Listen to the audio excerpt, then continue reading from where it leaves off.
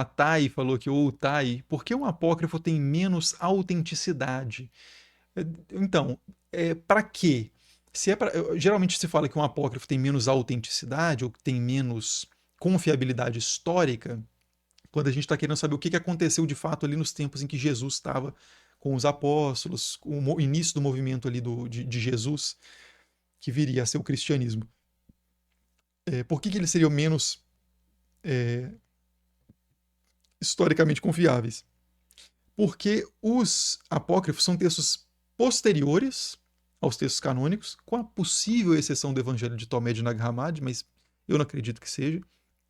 Mas são em geral posteriores, então mais distantes do evento, um testemunho mais distante do evento, né? Então, se você acontece uma coisa no ano 10, aí tem um relato sobre isso do ano 30 e um do ano 200. A chance de no ano 200 essa história já ter se deformado mais é maior. Nem sempre é o caso, mas em geral acontece isso. Então, o fato de eles serem mais tardios, né, já é um ponto contra o uso deles para historiografia, para se virem como documentos históricos, né? Outro ponto é que eles têm uma linguagem totalmente atípica para o contexto de pregação de Jesus. Eles têm uma linguagem neoplatônica muito próxima dos textos de Plotino e dos seguidores de Plotino depois, e de outras vertentes platônicas em geral, médio-platônicas. Filon de Alexandria é um exemplo também de alguém que está mais ou menos nessa corrente, né, um judeu ali do primeiro século. Mas assim, é um tipo de discurso muito incomum para aquele contexto. A ideia de um camponês ou de um pregador itinerante da Galileia, uma região muito rural, né, sem educação formal, ali na, na região que hoje é Israel e territórios palestinos, não casa com um Jesus histórico, né? Então, e são discursos longuíssimos, super os evangelhos propriamente, os evangelhos sinóticos e o evangelho de João, eles têm também dificuldades para você. Você tem que fazer uma leitura a contrapelo, por assim dizer. Né? Você tem que ler o texto e falar assim, tá, o que pode ser que estava acontecendo na realidade por trás dessa narrativa posterior, né? Da mesma forma como você pega uma biografia de Alexandre o Grande escrita por alguém como Plutarco, você não pode pegar 100% que o cara está falando ali como verdade, porque ele tem outras intenções ali de convencimento, pedagógicas, de transmitir uma certa moral. Então você tem que ler aquilo ali e comparar com outras biografias, comparar com o contexto de Alexandre o Grande, o que circulava no tempo de Alexandre o Grande, o que a gente tem em outras fontes do tempo de Alexandre o Grande, e aí você vai fazendo essa leitura a contrapelo e extrai ali o que é mais provável daquela biografia de Plutarco para compor uma biografia do Alexandre histórico. Da mesma forma funciona a pesquisa do Jesus histórico. E no caso dos evangelhos gnósticos, né, a coisa está tão remota do que seria plausível um pregador na Judéia e Galileia estar fazendo, pelos outros textos que a gente tem desse período, que não é um texto que é levado muito em consideração para a busca do Jesus histórico, tirando o evangelho de Tomé de Nag Hammadi de novo. Mas isso não significa que os gnósticos não sejam importantes historicamente para a gente entender os cristianismos vários que existiam nos primeiros séculos. Aí sim. Agora, na busca do Jesus histórico, eles não têm tanto valor. O Guerreiro falou aqui, professor, uma pergunta rápida, sei que foge do tema da live hoje. A Bíblia diz que a Terra é plana? Queria saber a sua opinião sobre essa conspiração. Sobre a conspiração da Terra ser plana, para mim é uma conspiração, a Terra não é plana. E sobre a Bíblia dizer que a Terra é plana, a Bíblia não apresenta em nenhum momento uma cosmologia, ou seja, uma explicação explícita sobre como que as coisas são, como que o mundo é. Isso é uma coisa de textos filosóficos gregos, que os caras estão preocupados medindo a circunferência da Terra com Erastóstenes e coisa do tipo. Ou a discussão sobre a esfericidade da Terra em Aristóteles, ou Platão mesmo, o mito do Timeu. Na Bíblia, os caras. Não é a preocupação, não é o tipo de discurso que a Bíblia traz. A Bíblia não é um livro de ciências, não é um livro de filosofia. Apesar de poder ser filosoficamente interessante em muitos pontos.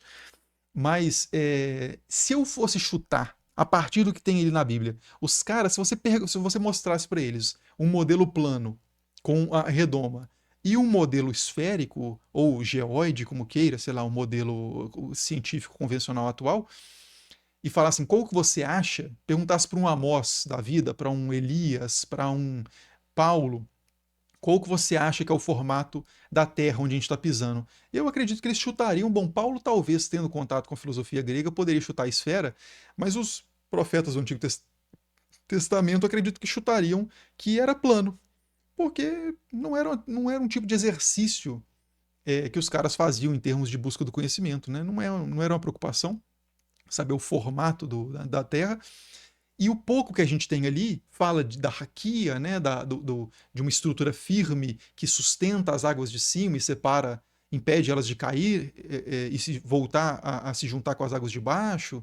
Então, as pistas que a gente tem ali, nenhum texto é totalmente explícito, mas as pistas que a gente tem vão de acordo com a cosmologia do Antigo Oriente em geral, dos seus mesopotâmicos, que parece uma terra plana.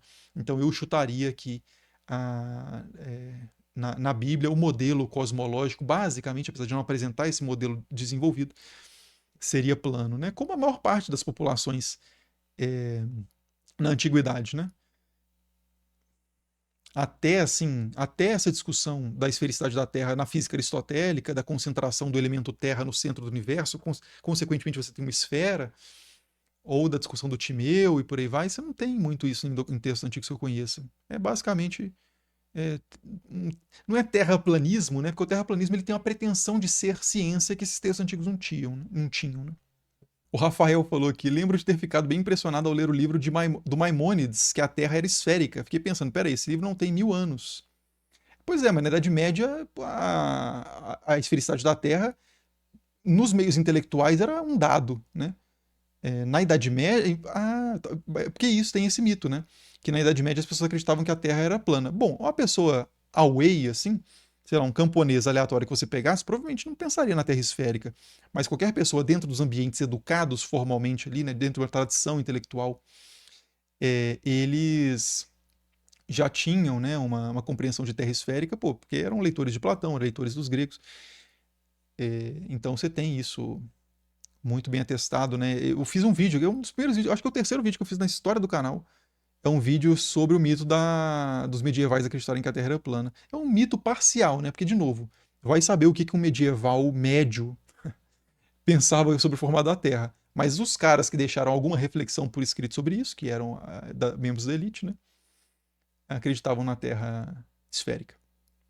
E o Cronos, última pergunta aqui, falou: professor, conte como Javé tomou o lugar de El. Maravilha! Ótima pergunta para eu fazer o jabá aqui do Deus Entre Deuses, que é um curso que faz esse, mais ou menos, né, esse itinerário aí, deusentredeuses.com.br, que é esse curso que eu fiz, Deus Entre Deuses, um panorama histórico para entender o Antigo Testamento, que vai, aqui tem uma introdução, né, com bibliografia, etc., e vai de El e o politeísmo, também El e a Assembleia Divina, e vai passando por outros deuses, outras coisas importantes da paisagem ali, religiosa de Canaã, dos antigos reinos de Israel e Judá, do Egito, Mesopotâmia. Então, Axerá, Dagon, fala os fenícios, filisteus, Baal, né? Moloque, aquilo falei sobre Moloque aqui, falei que discuti isso no curso, né?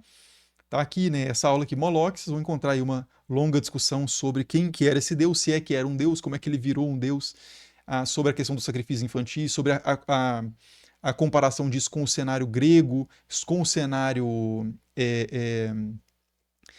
púnico, né, de Cartago, colônia fenícia no norte da África, Marduk, o exílio babilônico, Tammuz, o deus que morre, e aí Javé, a gente chega aqui, Javé antes de Israel, falando da origem, historicamente, o que a gente pode saber por meio de documentação sólida, né, documentos históricos mesmo, inscrições, que falam quando que esse nome começa a aparecer, então aqui Javé antes de Israel, como é que começa o culto que tem um deus com esse nome, e Javé e o monoteísmo, como é que há essa expansão da compreensão desse Deus específico, que era um Deus entre deuses, nos primórdios ali, passa a ser entendido como Deus, ponto, né?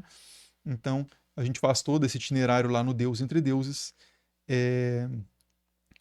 E quem tiver interesse em conhecer essa paisagem religiosa, comentaram aqui, né? O Zaqueu falou que são demônios. Pois é, como que essas figuras chamadas de deuses, como é que a gente passa de um momento histórico em que essas figuras eram consideradas deuses, inclusive pelos israelitas, que falam Chemosh, o deus dos moabitas.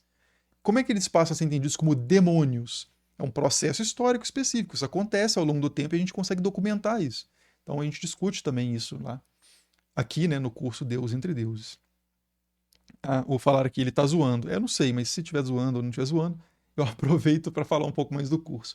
Mas é isso, aproveitando, realmente foi totalmente providencial essa superchat final. Demônios e Jin têm relação? Pergunta o Gabriel aqui. Eu falei que não ia ler mais nada, acabei lendo. Mas tem relação, isso acontece historicamente também a partir de um determinado momento. Demônio vem de daimones, né, uma categoria grega específica que está associada aos jin na Arábia pré-islâmica e depois islâmica também. E sim, tem um vídeo sobre jin aqui no canal, tem até dois. Tem um vídeo sobre o Aladdin, que eu falo sobre a história original do Aladdin, das Mil e Uma Noites. Tem um vídeo sobre o que são os jin, que eu falo sobre esses gênios, como é que surge a ideia dos gênios. E também tem um terceiro vídeo, na verdade, também, chamado Quem Colocou o Gênio na Lâmpada, falando sobre as histórias das Mil e Uma Noites, que falam sobre como que Salomão, ele que aparece no vídeo sobre a bandeira de Israel, né, pelo selo de Salomão, capturou os gênios ali que aparecem nas Mil e Uma Noites, né, em anéis, em lâmpadas mágicas e coisas do tipo.